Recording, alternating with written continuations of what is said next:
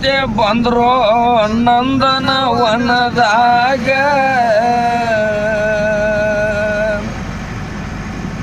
ಅಳುವ ಶಬ್ದ ಕೇಳಿ ಅವು ಸರಲೆ ನನ್ನಕ್ಕ ಬಂದಳ ಸನಿದಾಗ ಸಿಕ್ಕಿ ನಿಮ್ಮಯವನ ಕೈಯಾಗ ಎಳದೀನಿ ಮಂದನಗಿರಿಯಾಗ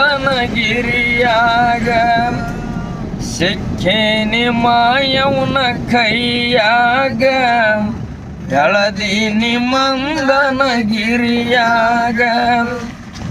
ನನಗ ಅಂಜಿನ